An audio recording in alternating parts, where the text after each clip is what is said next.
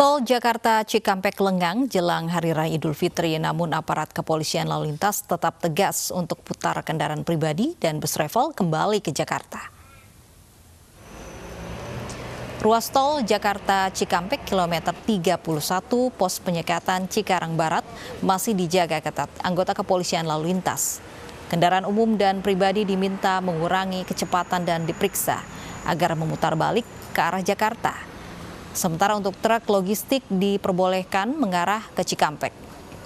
Sementara hari ini terhitung ada sekitar 127 kendaraan yang terjaring dan harus putar kembali ke Jakarta. 117 diantaranya kendaraan pribadi dan 5 bus travel.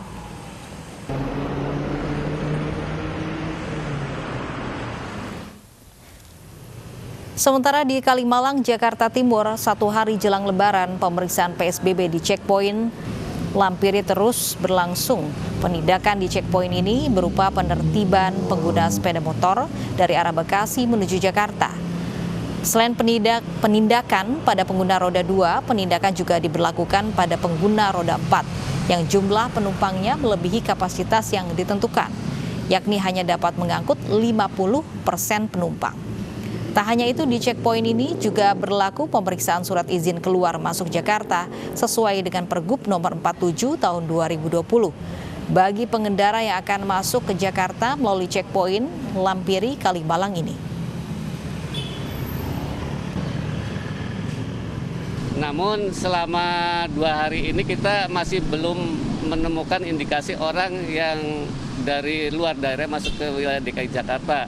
Yang masih kita temukan di sini hanya pelanggaran, misalnya pengendara sepeda motor yang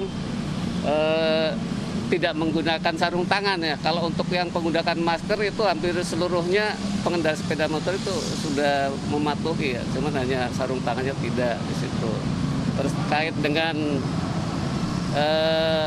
pembatasan penumpang ya, yang tidak boleh lebih dari 50%, itu dari kemarin juga belum ditemukan, Mbak.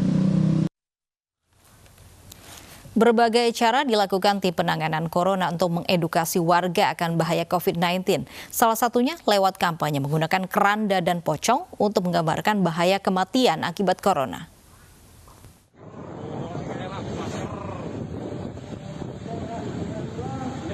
Edukasi warga akan bahaya corona, tim penanganan corona di Banjarnegara, Jawa Tengah berkeliling kota dengan membawa peti mati dan pocong.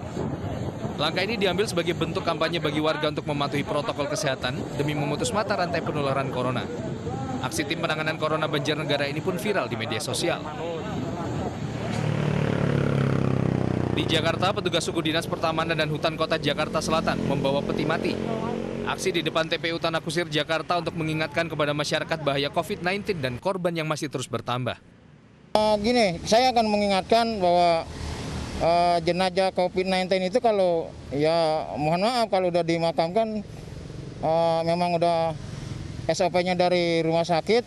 Pertama dia kan sudah di-packing itunya petinya, dan kedua juga keluarga dibatasin untuk yang mengantar karena begitu bahayanya ke virus corona itu.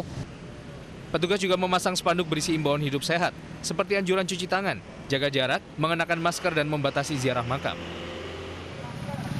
Di Surabaya, Jawa Timur, warga tak ketinggalan ikut berpartisipasi dalam kampanye perang melawan corona. Dengan mengenakan baju hazmat lengkap dengan pelindung wajah, warga yang mayoritas anggota Karang Taruna berjalan berkeliling kampung. Bersama TNI dan Polri, juga pihak kecamatan dan puskesmas, mereka membawa keranda mayat. Sambil menyemprotkan disinfektan di sepanjang jalan, sekelompok orang ini juga menegur warga yang tidak mengenakan masker. Cara unik ini sengaja dipilih untuk mengingatkan warga Surabaya akan bahaya virus corona. Kita berupaya untuk memberikan shock terapi pada warga bahwa efek dari virus corona yang ada saat ini sangat-sangat berbahaya, dan sangat mematikan. Dan korban sudah banyak sekali di Indosuran ini terutama.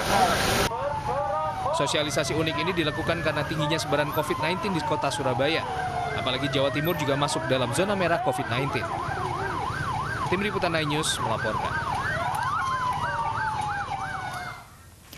Petugas Satpol PP di Bangil, Pasuruan, Jawa Timur meminta maaf kepada pengasuh Majelis Raudatul Salaf, Habib Umar Assegaf. Permintaan maaf ini sekaligus mengakhiri kesalahpahaman yang terjadi saat penerapan PSBB beberapa hari lalu. Petugas Satpol PP didampingi Kapolres Pasuruan serta perwakilan Polda Jawa Timur mendatangi kediaman pengasuh Majelis Raudatul Salaf, Habib Umar Assegaf. Asmadi, petugas Satpol PP yang sempat terlibat kesalahpahaman dengan Habib Umar, meminta maaf atas kejadian yang sempat viral di media sosial. Ia mengaku hilaf dan terbawa emosi sehingga bertindak di luar batas. Permintaan maaf Asmadi diterima oleh Habib Umar Assegaf yang sekaligus mengakhiri polemik dan kesalahpahaman yang terjadi. Sebelumnya, kesalahpahaman terjadi antara petugas penegak hukum dan Habib Umar Assegaf saat penerapan PSBB di perbatasan Kota Pasuruan dan Malang, Jawa Timur.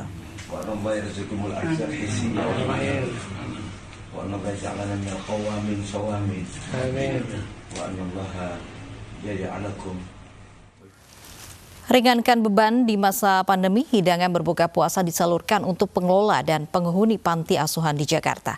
Bantuan ini diharapkan mampu memotivasi anak-anak panti asuhan untuk bertahan dan memperbanyak ibadah di bulan Ramadan di tengah pandemi corona.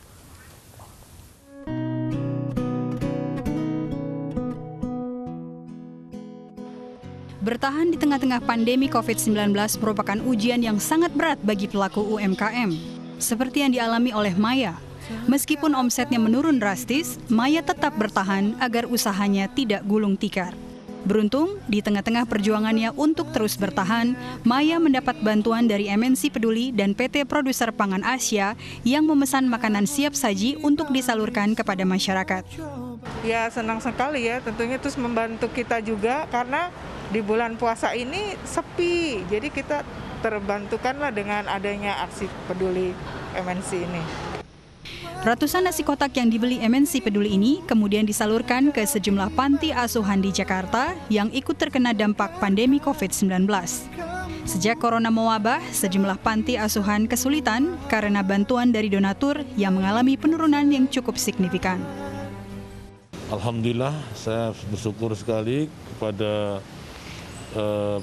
MNC yang begitu luar biasa peduli dengan kami semua, apalagi dengan kondisi seperti ini.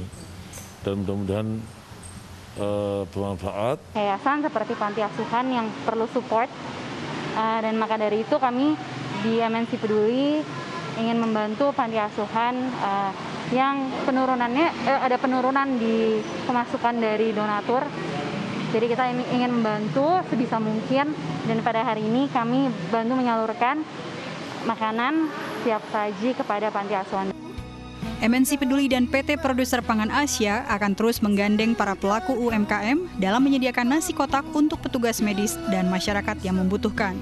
Oleh karena itu, MNC Peduli mengajak pemirsa di rumah berdonasi untuk mendukung petugas medis dalam menangani dampak wabah corona. Tim Liputan iNews melaporkan. Kasus COVID-19 menimpa seorang bocah perempuan berusia 2 tahun di Palembang, Sumatera Selatan. Informasinya sesaat lagi, tetap di iNews ya.